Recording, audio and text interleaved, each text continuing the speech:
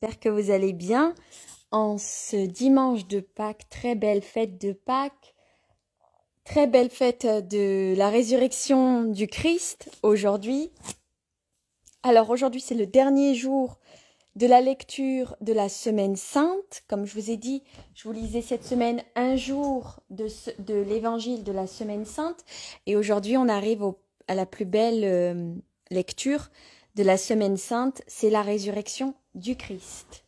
Donc, c'est l'évangile de Maria Valtorta. Maria Valtorta, ici présente, est une mystique italienne qui a reçu pendant la Seconde Guerre mondiale les visions de la vie de Marie, de la naissance de la Vierge Marie, jusqu'à la dormition de la Vierge Marie. Il y a exactement 10 tomes. Sur ces 10 tomes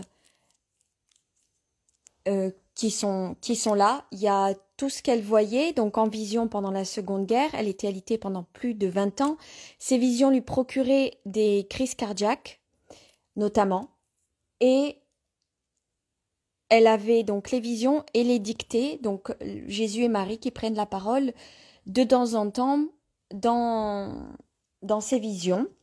Jésus l'appelle Petit Jean parce que Jean est l'apôtre préféré de Jésus. Et donc aujourd'hui, je vous lis la résurrection du Christ, puisque nous sommes dimanche de Pâques. Et donc je vais vous lire l'évangile de la résurrection du Christ. La résurrection. Vision du 1er avril 1945. Je revois la puissante résurrection du Christ qui me remplit de joie. Dans le jardin, tout n'est que silence et scintillement de la rosée. Au-dessus, le ciel devient d'un saphir de plus en plus clair, après avoir quitté sa couleur bleu-noir, criblé d'étoiles, qui pendant toute la nuit ont veillé sur le monde. L'aube repousse de l'Orient vers l'Occident les régions encore obscures, comme le fait l'eau lors des marées hautes, qui avancent toujours, plus pour recouvrir la plage et remplace le gris noir du sable humide par le bleu des eaux marines. L'une ou l'autre étoile ne veut pas encore mourir, et lui, de plus en plus faiblement, sous l'eau de lumière vert clair de l'aube, d'un blanc laiteux, nuancé de gris, comme les feuillages des oliviers engourdis qui couronnent un coteau peu distant. Finalement, elle fait naufrage, submergée par l'onde de l'aube, comme une terre que recouvre l'eau. Et puis, en voilà une, de moins, encore une, et une autre, et une autre. Le ciel perce ses troupeaux d'étoiles, et ce n'est qu'à l'extrême occident que 3 étoiles, puis 2, puis une, restent à regarder ce prodige quotidien, qu'est l'aurore qui se lève. Quand, du côté de l'Orient, un filet de rose trace une ligne sur la soie turquoise du ciel, un soupir de vent passe dans les feuillages, et sur les herbes est averti. Réveillez-vous, le jour est revenu. Mais il ne réveille que les herbes et les feuillages qui frissonnent, sous leurs diamants de rosée, émettant un bruissement ténu, mêlé à l'arpège des gouttes qui tombent. C'est dans des poses variées que les gardes, transis de froid, gagnés par l'ennui et ensommeillés, veillent sur le tombeau. La porte de pierre a été renforcée sur ses bords par une épaisse couche de chaux, comme si c'était un contrefort sur le blanc opaque de laquelle se détachent les larges rosaces de cire rouge portant le sceau du temple, imprimé, avec d'autres directement dans la chaux fraîche. Les gardes doivent avoir allumé du feu pendant la nuit, car on voit encore de la cendre et des tisons mal éteints sur le sol. Ils ont aussi joué et mangé, car je vois répandus sur le sol des restes de nourriture et des osselets bien polis qui ont servi certainement pour quelque jeu, comme notre jeu de domino ou nos billes. Ils ont pour cela utilisé un échiquier rudimentaire tracé sur le sentier. Puis, ils ont tout laissé en plan par lassitude et essayé de trouver des positions plus ou moins commodes pour dormir ou veiller. À l'Orient, une étendue rose s'agrandit de plus en plus dans le ciel serein, où par ailleurs il n'y a pas encore de rayons de soleil. C'est alors que surgit, de profondeur inconnue, un météore resplendissant qui descend telle une boule de feu, à l'éclat insoutenable, suivi d'un sillage rutilant, qui peut-être n'est que le souvenir de son rayonnement sur notre rétine. Il descend à grande vitesse vers la terre, en répandant une lumière si intense, si fantasmagorique, à la beauté si effrayante que la lumière rosée de l'aurore en est éclipsée et disparaît. Surpris, les gardes lèvent la tête, parce que cette lumière s'accompagne d'un grondement puissant, harmonieux, solennel, qui remplit toute la création. Il provient de profondeurs paradisiaques. C'est l'Alléluia, la gloire angélique qui suit l'esprit du Christ, revenant dans sa chair glorieuse. Le météore s'abat contre l'inutile fermeture du tombeau, l'arrache, la jette par terre. Foudroie de terreur et de bruit, les gardes placés comme geôliers du Maître de l'univers, en provoquant avec son retour sur la terre un nouveau tremblement de terre, comme cet esprit du Seigneur en avait produit en fuyant la terre. Il entre, éclaire le tombeau de sa lumière indescriptible, et pendant qu'il reste suspendu dans l'air, immobile, l'esprit se réinfuse dans le corps du Christ, sans mouvement, sur les bandes funèbres. Tout cela se passe, non en 1 minute, mais en une fraction de minute, tant l'apparition, la descente, la pénétration et la disparition de la lumière de Dieu a été rapide. Le « je le veux » du divin esprit à sa chair froide n'a pas de son. L'ordre est donné par l'essence à la matière immobile. Aucune parole n'est audible par l'oreille humaine. La chair reçoit le commandement et lui obéit, en poussant un profond soupir, rien d'autre, pendant quelques minutes. Sous le suaire et le linceul, la chair glorieuse se recompose en une beauté éternelle, se réveille du sommeil de la mort, revient de rien, où elle était, vit après avoir été morte, certainement le cœur se réveille et se remet à battre. Il pousse dans les veines le sang glacé qui reste et en crée d'un seul coup la quantité nécessaire dans les artères vides, dans les poumons immobiles, dans le cerveau obscurci. Il y ramène la chaleur, la santé, la force, la pensée. Un moment passe, et voilà que se produit un mouvement soudain sous le lourd linceul. C'est si soudain, depuis l'instant où Jésus bouge sûrement ses mains croisées jusqu'au moment où il se tient debout, majestueux, splendide, dans son vêtement de matière immatérielle, surnaturellement beau et imposant, avec une gravité qui le change et l'élève tout en le laissant lui-même, que l'œil n'a qu'à peine le temps d'en suivre le développement. Et maintenant, il l'admire. Jésus est fort, différent de ce que la pensée peut rappeler.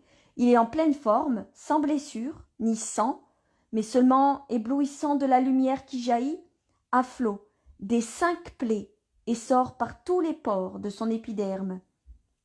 Il fait son premier pas dans son mouvement, les rayons qui jaillissent des mains et des pieds l'auréolent de lames de lumière depuis la tête nimbée d'un diadème composé des innombrables blessures de la couronne d'épines qui ne donne plus de sang, mais seulement de la splendeur, jusqu'au bord du vêtement, quand, en ouvrant les bras qu'il a croisés sur sa poitrine, il découvre la zone de luminosité très vite qui filtre de son habit, en lui donnant l'éclat d'un soleil à la hauteur du cœur. Alors, c'est réellement la lumière qui a pris corps. Il ne s'agit pas de la faible lumière de la terre, ni du pauvre éclat des astres ou du soleil, c'est la lumière de Dieu. Toute la splendeur paradisiaque se rassemble en un seul être et lui donne un bleu azur inconcevable dans les yeux. Des feux d'or en guise de cheveux, des blancs purs et angéliques pour vêtements et coloris, et ce qui est indescriptible par des mots humains, la suréminente ardeur de la très sainte Trinité, dont la puissance anéantit tout feu du paradis en l'observant elle-même, pour l'engendrer à nouveau à chaque instant. Le temps éternel, c'est le cœur du ciel qui attire et diffuse son sang.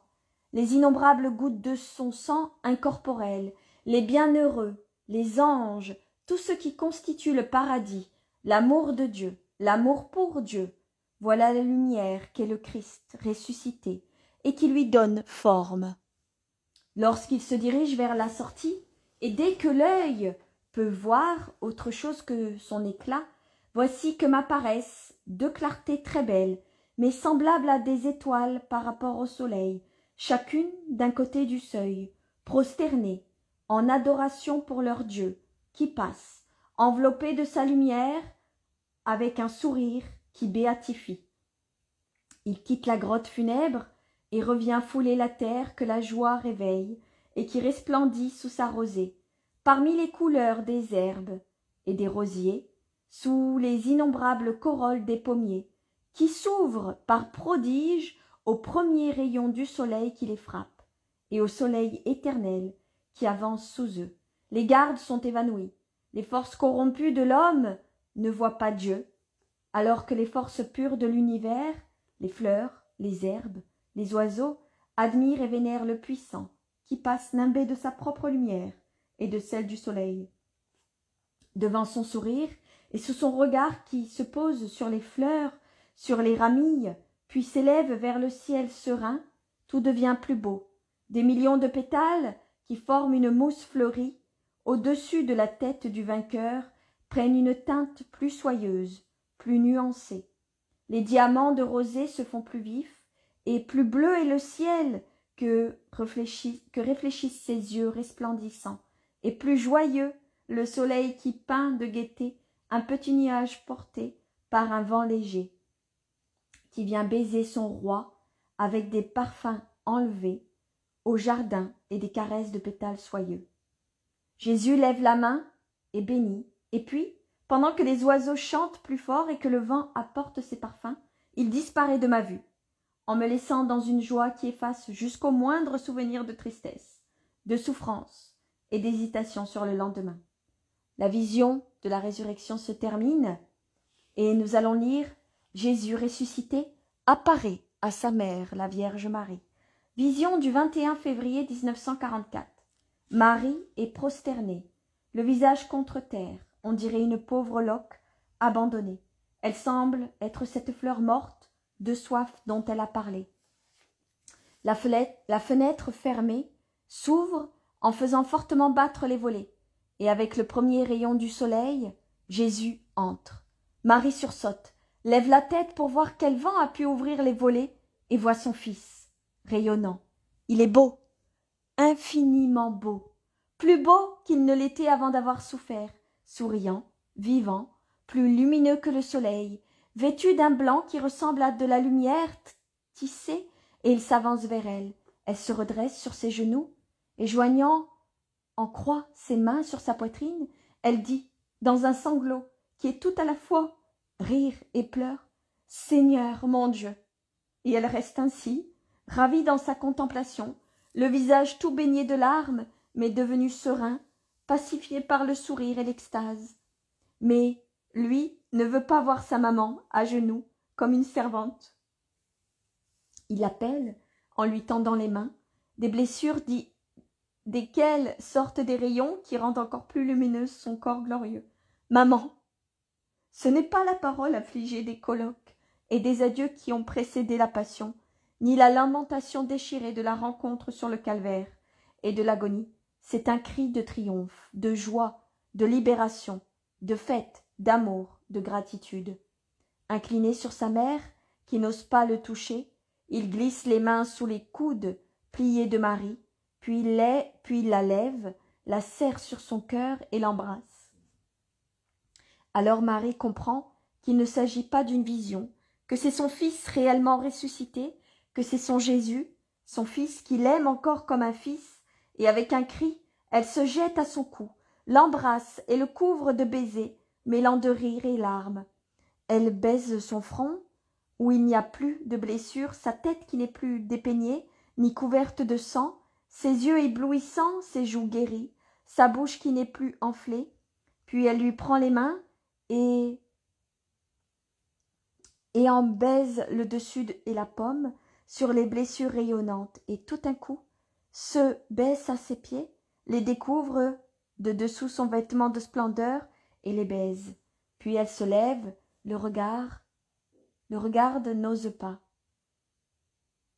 Mais lui sourit et comprend. Il en trouve son vêtement sur la poitrine et suggère. Et celle-là, maman, tu ne la baises pas, celle qui t'a fait si mal et que toi seule es digne de baiser.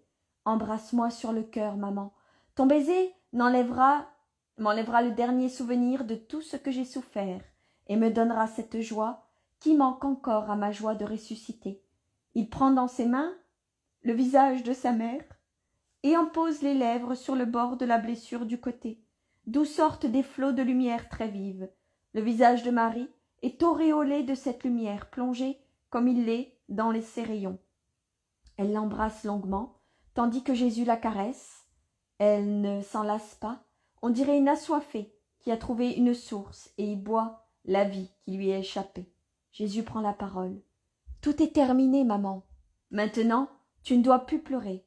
Pour ton fils, l'épreuve est achevée, la rédemption est arrivée.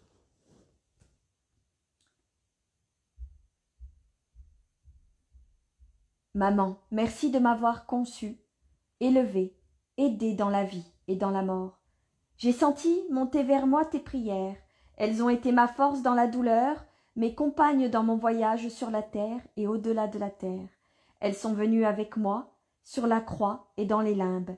Elles étaient l'encens qui précédait le grand prêtre, qui allait appeler ses serviteurs pour les amener dans le temple, qui ne meurt pas, dans mon ciel. Elles sont venues avec moi au paradis, précédant comme une voix angélique le cortège des rachetés, guidés par le Rédempteur, pour que les anges soient prêts à saluer le vainqueur, de retour dans son royaume. Elles ont été entendues et vues par le Père et par l'Esprit, qui en ont souri comme de la fleur la plus belle et du chant le plus donné au paradis. Elles ont été connues par les patriarches et les nouveaux saints, par les nouveaux, les premiers habitants de ma Jérusalem, et moi, je t'apporte le remerciement, maman, accompagné des baisers de nos parents, de leurs bénédictions et de celles de Joseph, ton époux d'âme. Le ciel tout entier t'acclame, ma mère, maman sainte. Ce sont des louanges qui ne meurent pas et qui ne mentent pas, comme les hosannas qui m'ont été adressés il y a quelques jours. Je vais maintenant auprès du Père avec mon vêtement humain. Le paradis doit voir le vainqueur dans son vêtement d'homme, avec lequel il a vaincu le péché de l'homme, mais ensuite je reviendrai. Je dois confirmer dans la foi ceux qui ne croient pas encore et ont besoin de croire, pour amener les autres à la foi. Je dois fortifier les faibles qui auront bien besoin de force pour résister au monde. Puis je monterai au ciel, mais je ne te laisserai pas seule, maman. Tu vois ce voile? Dans mon anéantissement, j'ai dégagé encore une puissance de miracle pour toi, pour te donner ce réconfort. Mais j'accomplis pour toi un autre miracle. Tu me posséderas.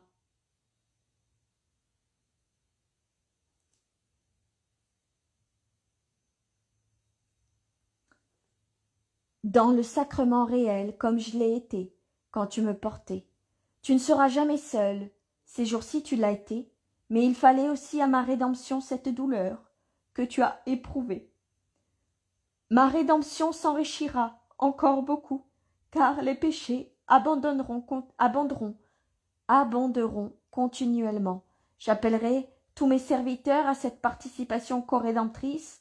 Tu feras à toi seul plus que tous les autres saints ensemble. C'est pour cela aussi qu'il fallait ce long abandon.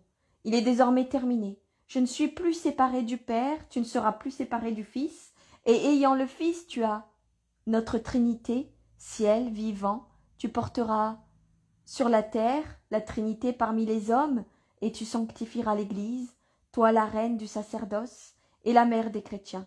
Puis je viendrai te chercher, et cette fois je ne serai plus en toi, mais toi en moi, dans mon royaume, pour rendre le paradis plus beau.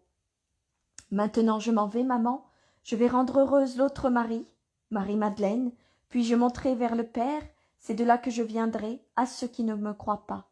Maman, ton baiser pour bénédiction, et ma paix à toi pour compagne, Adieu. Alors Jésus disparaît dans le soleil qui descend à flot du ciel serein du matin. Troisième vision, les saintes femmes au tombeau du Christ. Vision du 2 avril 1945. Pendant ce temps, les femmes qui sont sorties de la maison marchent en silence, ombre dans l'ombre, tout emmitouflées, et rendues craintives par tant de silence et de solitude, elles ne disent mot, puis rassurées par le calme absolu de la ville, elles se regroupent et osent parler. Les portes seront-elles déjà ouvertes s'interroge Suzanne. Certainement. Regarde le premier jardinier qui entre avec ses légumes. Il se rend au marché, répond Salomé. Ils ne nous diront rien, reprend Suzanne. Qui demande Marie-Madeleine. Les soldats, à la porte judiciaire. Il y a peu de monde qui entre par là, et encore moins qui sort. Nous allons éveiller les soupçons. Et, avec cela, ils nous regarderont, ils verront 5 femmes qui vont à la campagne.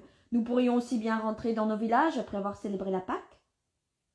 Pourtant, pour ne pas attirer l'attention de quelques soldats mal intentionnés, pourquoi ne sortons-nous pas par une autre porte pour faire ensuite le tour des murs? C'est allonger notre route, mais nous serions plus tranquilles. Passons par la porte de l'eau. Ô Salomé, à ta place je choisirais la porte orientale. Ton détour serait encore plus grand, mais il faut faire vite et revenir vite. Marie-Madeleine est tranchante. Alors, une autre, mais pas la judiciaire. Sois gentil, supplie-t-elle toute. C'est bien. Alors, puisque vous le voulez, passons chez Jeanne. Elle nous a recommandé de la prévenir. Si nous avions pris la voie directe, nous aurions évité cette halte. Mais puisque vous voulez faire un tour plus long, passons chez elle. Oh oui, les gardes qu'on a postés là vont nous être utiles. Elle est connue et on la craint. Moi, je dirais de passer aussi chez Joseph d'Arimathie. C'est le propriétaire du tombeau, dit Marthe. Mais oui, faisons un cortège maintenant, pour ne pas attirer l'attention. Ah, quelle sœur craintive j'ai. Ou plutôt, sais-tu, Marthe, nous allons faire ceci. Moi, je vais partir de l'avant, et je regarderai. Vous me suivrez avec Jeanne. Je me mettrai au milieu du chemin. S'il y a du danger, vous me verrez. Et nous viendrons en arrière. Mais j'ai pensé à ceci. Elle montre une bourse pleine de pièces de monnaie. Et je vous assure que les gardes nous laisseront tout faire.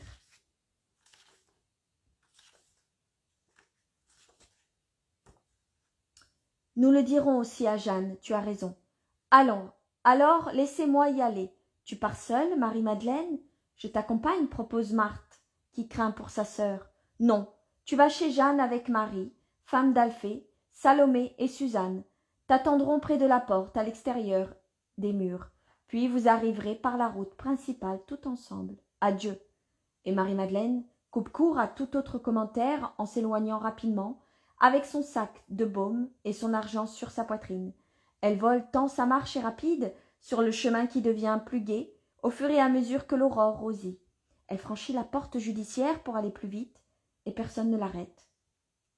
Les autres la regardent s'éloigner, puis lui tournent le dos au carrefour où elle se tenait et prennent une autre ruelle étroite et sombre, qui s'ouvre ensuite à proximité de Sixte, sur une rue plus large et dégagée, bordée de belles maisons. Elles se séparent encore, Salomé et Suzanne continuent leur chemin, pendant que Marthe et Marie, femme d'Alphée, frappent à la porte de fer et se montrent quand le portier l'en trouve. Elles entrent et vont trouver Jeanne. Celle-ci est déjà levée et entièrement vêtue de violet très foncé, ce qui la rend encore plus pâle. Elle aussi manipule des huiles avec sa nourrice et une servante. Vous êtes ici?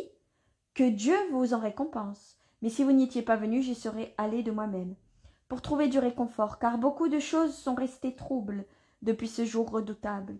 Et pour ne pas me sentir seule, il me faut aller contre cette pierre, frapper et dire « Maître, je suis ta pauvre Jeanne. Ne me laisse pas seule, toi aussi. » Jeanne pleure doucement, d'un air désolé, pendant qu'Esther, sa nourrice, fait de grands gestes incompréhensibles derrière sa maîtresse en lui mettant son manteau. « Je pars, Esther, que Dieu te soutienne. » Et elles sortent du palais pour rejoindre leurs compagnes. C'est à ce moment que se produit le bref et fort tremblement de terre qui jette de nouveau dans la panique les habitants de Jérusalem, encore terrorisés par les événements du vendredi. Les 3 femmes reviennent précipitamment sur leurs pas et restent dans le large vestibule, au milieu des servantes et des serviteurs qui crient et invoquent le Seigneur. Elles attendent là, dans la crainte de nouvelles secousses. Marie-Madeleine, de son côté, se trouve exactement à la limite de la ruelle qui mène au jardin de Joseph d'Arimathie, quand elle est surprise par le grondement puissant et pourtant harmonieux de ce signe céleste. Au même instant, dans la lumière à peine rosée de l'aurore qui s'avance dans le ciel, où une étoile tenace résiste encore à l'Occident et qui rend blond l'air jusqu'alors vert clair, s'allume une grande lumière qui descend comme si c'était un globe incandescent, splendide, qui coupe en zigzag l'air tranquille. Marie de Magdala en est presque effleurée et renversée sur le sol. Elle se penche un moment en murmurant « Monseigneur !» puis se redresse comme une fleur après le passage du vent et s'élance encore plus rapidement vers le jardin. Elle y entre en courant, comme un oiseau poursuivi qui cherche son nid, du côté du tombeau taillé dans le roc, mais malgré sa hâte, elle n'est pas arrivée quand le céleste météore fait office de levier et de flamme sur le seau de chaux posé pour renforcer la lourde pierre, ni quand celle-ci tombe avec fracas, provoquant une secousse qui s'unit à celle du tremblement de terre, car celui-ci a beau être bref, il est d'une violence telle qu'il terrasse les gardes, comme s'ils étaient morts. À son arrivée, Marie-Madeleine voit ces inutiles geôliers du triomphateur jetés à terre comme une gerbe d'épis fauchés. Elle ne fait pas le rapprochement entre le tremblement de terre et la résurrection, mais à la vue de ce spectacle, elle croit que c'est le châtiment de Dieu sur les profanateurs du tombeau de Jésus. Elle tombe à genoux en disant « Malheur !» Ils l'ont enlevé. Consternée, elle pleure comme une fillette, venue avec la certitude de trouver son père tant recherché et qui voit au contraire la demeure vide. Puis elle se lève et repart en courant prévenir Pierre et Jean. Comme c'est devenu son unique souci, elle ne pense plus à aller à la rencontre de ses compagnes et à s'arrêter sur le chemin. Rapide comme une gazelle, elle refait le trajet en sens contraire, franchit la porte judiciaire, vole dans les routes qui commencent à s'animer, s'abat contre le portail de la maison, la frappe et la secoue furieusement. La gardienne lui ouvre. « Où sont Jean et Pierre ?» demande Marie-Madeleine. « Hors d'haleine ici, » lui répond la femme en lui indiquant le cénacle. À peine entrée devant les deux apôtres étonnés, elle dit à voix basse « Par pitié, pour la mère, mais avec tant d'angoisse que c'est comme si elle criait. Ils l'ont enlevé. Le Seigneur du tombeau. Qui sait où ils l'ont mis ?» Pour la première fois, elle titube, et pour ne pas tomber, elle se raccroche là où elle le peut. « Mais comment ? Que dis-tu » demandent les deux hommes, et elle halète, elle, haletante. « Je suis allée de l'avant pour acheter les gardes, afin qu'ils nous laissent faire. Ils étaient comme morts, le tombeau était ouvert, la pierre par terre. Qui a pu faire cela ? Oh, venez, courons. » Pierre et Jean partent aussitôt. Marie les suit un instant avant de revenir sur ses pas. Poussée par son amour prévoyant, elle saisit la gardienne de la maison, la secoue avec violence et lui souffle au visage. « Garde-toi bien de laisser passer qui que ce soit chez elle. » Et elle montre la porte de la chambre de Marie. « Rappelle-toi que c'est moi qui suis la maîtresse. Obéis et tais-toi. » Plantant la femme, épouvantée, elle rejoint les apôtres qui se dirigent à grands pas vers le tombeau. Pendant ce temps, Suzanne et Salomé, après avoir quitté leurs compagnes et atteint les murs, sont surprises par le tremblement de terre. Effrayées, elles se réfugient sous un arbre et restent là, combattues, entre autres, entre le désir d'aller au tombeau et celui de courir chez Jeanne. Mais l'amour triomphe de la peur et elles repartent vers le tombeau. Encore tout apeurées, elles pénètrent dans le jardin et voient les gardes évanouis, ainsi qu'une grande lumière qui sort du tombeau ouvert. Cela augmente leur effroi, qui atteint son comble quand, se tenant par la main pour s'encourager mutuellement, elles se présentent sur le seuil et aperçoivent dans l'obscurité de la grotte septucrale une créature lumineuse et très belle qui sourit doucement et les salue de là où elle se tient. Appuyée à droite de la pierre de l'onction, dont la grisaille disparaît devant une si incandescente splendeur, elle tombe à genoux, abasourdie. Mais l'ange leur parle avec douceur. « N'ayez pas peur de moi. Je suis l'ange de la divine douleur. Je suis venu pour me réjouir de la fin de celle-ci, la souffrance du Christ. son humiliation dans la mort sont terminées. Jésus de Nazareth, le crucifié que vous cherchez, est ressuscité. Il n'est plus ici. L'endroit où vous l'avez déposé est vide. Réjouissez-vous avec moi. Le Christ est ressuscité. Allez, dites à Pierre et aux disciples qu'il est ressuscité et qu'il vous précède en Galilée. Vous le verrez encore là-bas pendant quelque temps, comme il l'a dit. Les femmes tombent visage contre terre et quand elles lèvent de nouveau, elles s'enfuient comme si elles étaient poursuivies par un châtiment. Elles sont terrorisées et murmurent « Nous allons mourir. Nous avons vu l'ange du Seigneur. » Arrivées en pleine campagne, elles se calment un peu et se concertent. Que faire? Si elles racontent ce qu'elles ont vu, on ne les croira pas. Si elles disent qu'elles viennent de là, elles peuvent être accusées par les Juifs d'avoir tué les gardes. Non, elles ne peuvent rien dire, ni aux amis, ni aux ennemis. Craintives, rendues muettes, elles reviennent par un autre chemin à la maison et se réfugient au cénacle, sans même demander à voir Marie. Et là, elles s'imaginent que ce qu'elles ont vu est une tromperie du démon. Humbles comme elles le sont, elles jugent qu'il n'est pas possible qu'il leur ait été accordé de voir le messager de Dieu. C'est Satan qui a voulu les éprouver pour les éloigner de là. Elles pleurent et prient comme des fillettes effrayées par un cauchemar. Le troisième groupe, celui de Jeanne et Marie, femme d'Alphée, et Marthe, ne voyant rien venir, se décident à aller où certainement leurs compagnes les attendent. Elles sortent dans les rues, où des gens apeurés viennent commenter le nouveau tremblement de terre et le rattachent aux événements du vendredi, quand encore ils ne voient pas des choses qui n'existent pas. Il vaut mieux qu'ils soient tous effrayés. Peut-être les gardiens le seront-ils aussi, de sorte qu'ils ne feront pas d'objection, déclare Marie, femme d'Alphée, et elle se hâte vers les murs. Mais pendant qu'elles sont en chemin, Pierre et Jean, suivis de Marie-Madeleine, sont déjà arrivés au jardin. Jean, plus rapide, arrive le premier au tombeau. Les gardes n'y sont plus, et l'ange non plus. Craintif et affligé, Jean s'agenouille sur le seuil ouvert pour vénérer et recueillir quelques indices, mais il voit seulement, entassés par terre, les linges posés sur le linceul. Il n'est vraiment pas là. Simon, Marie a bien vu. Viens, entre, regarde.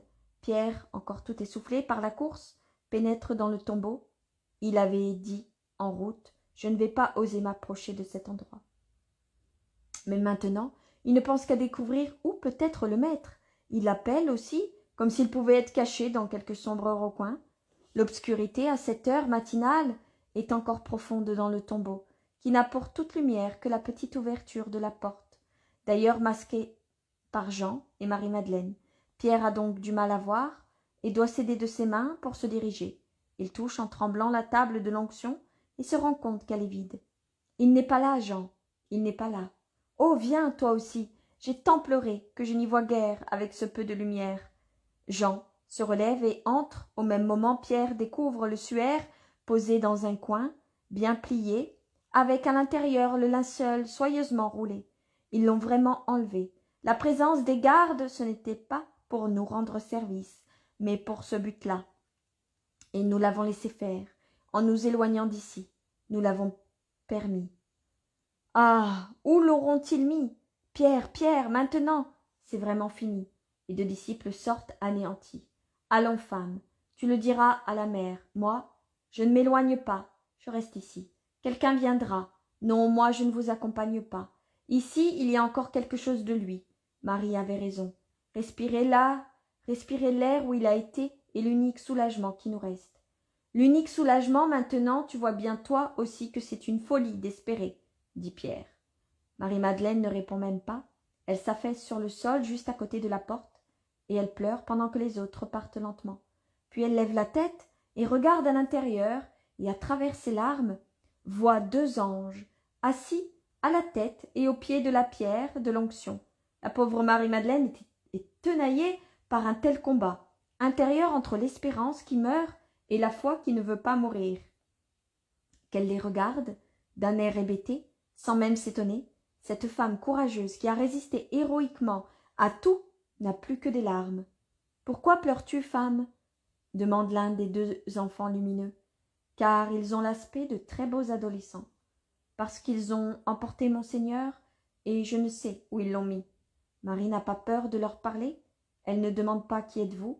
Rien ne l'étonne plus. Tout ce qui peut l'étonner Une créature, elle l'a déjà subie. Elle n'est plus qu'une âme brisée, qui pleure sans force ni retenue. L'ange tourne les yeux vers son compagnon en souriant, et l'autre fait de même, et avec un éclair de joie angélique, tous deux regardent en direction du jardin tout fleuri, maintenant que des millions de corolles se sont ouverts au premier soleil sur les frondaisons touffues de la pommeraie. Marie se retourne pour suivre le regard, et elle voit un homme très beau. J'ignore comment elle peut ne pas l'identifier tout de suite. Cet homme la regarde avec pitié et lui demande « Femme, pourquoi pleures-tu? Qui cherches-tu » Il est vrai que c'est un Jésus assombri par sa pitié pour une créature que trop d'émotions ont épuisée et qu'une joie imprévue pourrait faire mourir. Mais je me demande vraiment pourquoi elle ne le reconnaît pas. Alors Marie dit au milieu de ses sanglots « Ils m'ont pris le Seigneur Jésus. J'étais venue l'embaumer. En attendant sa résurrection, j'ai rassemblé tout mon courage, mon espérance et ma foi autour de mon amour. Et maintenant, je ne le trouve plus. J'ai même mis mon amour comme un garde-fou autour de ma foi, de mon espérance et de mon courage, pour les défendre des hommes. Mais tout est inutile. Les hommes ont enlevé mon amour, et avec lui, ils m'ont tout enlevé. Si c'est toi qui l'as emporté, dis-moi où tu l'as mis, et j'irai le chercher. Je ne le dirai à personne.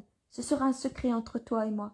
Regarde, je suis la fille de Théophile, la sœur de Lazare, et je reste à genoux devant toi, à te supplier comme une esclave. Veux-tu que je t'achète son corps? Je le ferai. Combien veux-tu? Je suis riche, je peux te donner son poids en or et en bijoux. Mais rends-le-moi, je ne te dénoncerai pas. Veux-tu me frapper? Fais-le, jusqu'au sang, si tu veux.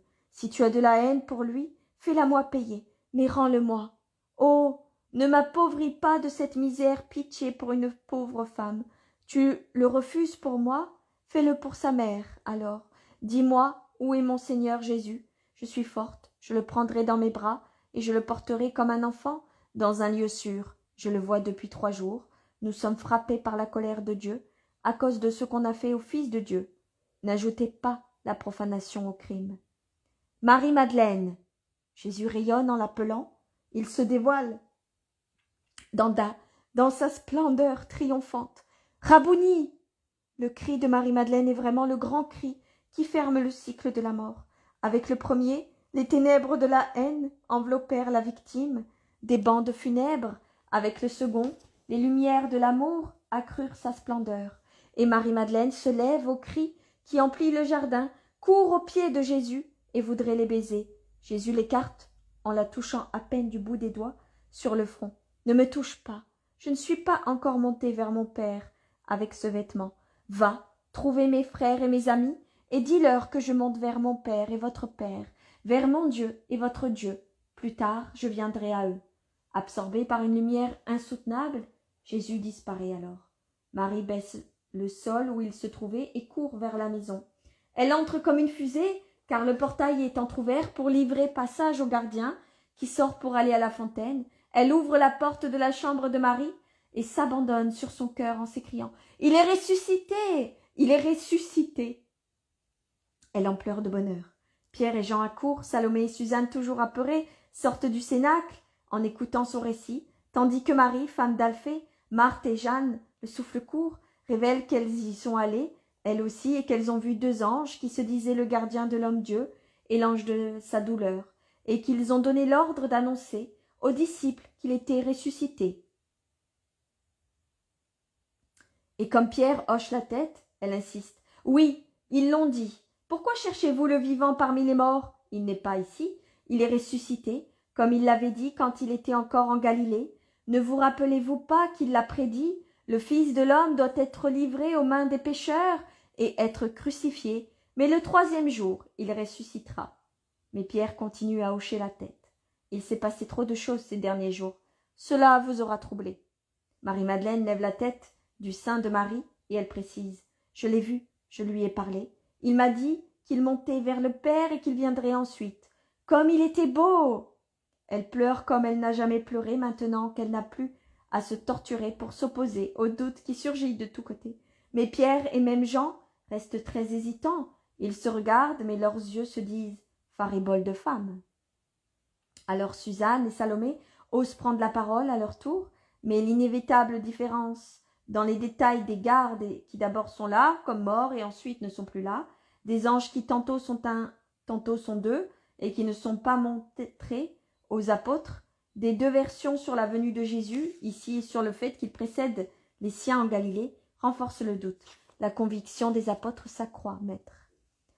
Même Marie, la mère bienheureuse, se tait, en soutenant Marie-Madeleine. Je ne comprends pas le mystère de ce silence maternel.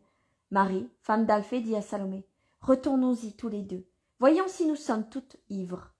Et elles sortent en courant. Les autres restent paisiblement ridiculisés par les deux apôtres, auprès de Marie qui se tait, absorbée dans une pensée, que chacun interprète à sa façon, et sans que personne comprenne qu'elle est en extase. Les deux vieilles femmes reviennent. C'est vrai, nous l'avons vu, il nous a dit près du jardin de Barnabé, paix à vous, n'ayez pas peur, allez dire à mes frères que je suis ressuscité et qu'ils doivent se rendre d'ici quelques jours en Galilée. Là-bas nous serons réunis. Ce sont ses propres mots. Marie a raison. Il faut l'annoncer à ceux de Béthanie, à Joseph, à Nicodème, aux disciples les plus fidèles, aux bergers. Allez, agir. Oh, il est ressuscité. Toutes pleurent de bonheur. Vous êtes folle, femme, dit Pierre. La douleur vous aura troublée. Vous avez pris de la lumière pour un ange, le vent pour une voix, le soleil pour le Christ. Je ne vous critique pas, je vous comprends, mais je ne peux croire qu'à ce que j'ai vu. Le tombeau ouvert et vide, et les gardes partis avec le corps volatilisé. Mais puisque les gardes eux-mêmes annoncent qu'il est ressuscité, la ville est en émoi et les princes des prêtres sont fous de colère parce qu'ils ont parlé pendant leur fuite et perdu. Ils exigent maintenant que ces soldats reviennent sur leurs propos et ils paient pour cela. Mais l'événement se sait déjà et si les Juifs ne croient pas à la résurrection, ne veulent pas croire, beaucoup d'autres croient. Les femmes. Pierre hausse les épaules. Il est sur le point de prendre la porte. Alors Marie, qui tient toujours sur son cœur Marie-Madeleine, qui pleure comme un saule sous une averse à cause de sa propre grande joie, et qui baise ses cheveux blonds, lève son visage transfiguré et dit une courte phrase. Il est réellement ressuscité. Je l'ai tenu dans mes bras, et j'ai baisé ses plaies. Puis elle se penche sur les cheveux de cette passionnée qui est Marie-Madeleine, et elle ajoute. Oui, la joie est encore plus forte que la douleur, mais ce n'est qu'un grain de sable par rapport à ce que sera ton océan de joie éternelle. Heureuse es-tu d'avoir fait parler ton esprit par-dessus la raison. Pierre n'ose plus nier, et avec un de ces mouvements du Pierre d'autrefois qui revient affleurer, il s'écrie comme si c'était des autres, et non pas de lui qui dépend dès le retard. Mais alors, s'il en est ainsi, il faut le faire savoir aux autres, à ceux qui sont dispersés dans les campagnes. Cherchez, agir. Allons, remuez-vous, s'il devait vraiment venir, qu'il nous trouve au moins. Il ne se rend même pas compte que par ces mots, il reconnaît ne pas encore croire aveuglement à la résurrection. Et les visions se terminent, il y en a bien sûr d'autres. Il a la vision de Lazare, l'apparition de Lazare, l'apparition au berger, l'apparition aux apôtres, etc. Il y en a plein. Jésus dit une chose, il prend la parole après la vision et il dit ceci. Ça, c'est Jésus qui prend la parole le 21 février 1944. Les prières ardentes de Marie ont anticipé de quelque temps ma résurrection. J'avais dit, le Fils de l'homme va être tué, mais il ressuscitera le troisième jour. Je suis mort vendredi, à 3 heures de l'après-midi. Que vous comptiez les jours par leur nom ou que vous calculiez en nombre d'heures, ce n'est pas à l'aube du dimanche qui devait me voir ressusciter. Mon corps est resté sans vie 38 heures seulement, au lieu de 72. Et pour ce qui est des jours, je devais au moins arriver au dimanche soir, pour dire que j'étais resté 3 jours dans la tombe. Mais Marie, ma mère, a anticipé le miracle, de la même manière que par sa prière, elle a ouvert les cieux, quelques années avant l'époque fixée, pour apporter au monde son salut. Elle a obtenu d'anticiper de quelques heures ma résurrection, pour que je puisse procurer quelque réconfort à son cœur défaillant. Au début de l'aube du troisième jour, je suis donc descendu, comme le soleil, et par ma splendeur j'ai brisé les sceaux des hommes tellement dérisoires devant la puissance de Dieu. J'ai fait levier de ma force pour renverser la pierre, gardée en vain, et de mon apparition, j'ai fait la foudre qui a terrassé les soldats, inutilement placés là pour garder une mort, qui était vie, que nulle force humaine ne pouvait empêcher d'être telle. Bien plus puissant que votre courant électrique, mon esprit est entré comme une épée de feu divin pour réchauffer la froide dépouille de mon calvaire. L'Esprit de Dieu a insufflé la vie au nouvel Adam en se disant à lui-même « Vis, je le veux ». Moi qui avais ressuscité des morts, moi qui avais ressuscité les morts quand je n'étais que le Fils de l'homme, la victime désignée pour porter les fautes du monde. Ne devrais-je pas pouvoir me ressusciter par moi-même, maintenant que j'étais les fils de Dieu, le premier et le dernier, le vivant éternel, celui qui tient dans ses mains les clés de la vie et de la mort, et mon corps a senti la vie revenir en lui. Et je termine là. Je termine là ce dimanche saint, ce dimanche de résurrection. Réjouissons-nous. Le Christ est ressuscité. Je vous souhaite de très belles fêtes de Pâques, un très bon dimanche de Pâques, une très belle fête de la résurrection du Christ. Que Dieu vous ouvre les portes du ciel, que Jésus vous accompagne et vous accorde sa paix. Je vous embrasse très fort et je vous dis à 15 heures pour les chapelets, les prières et les neuvaines. Bisous.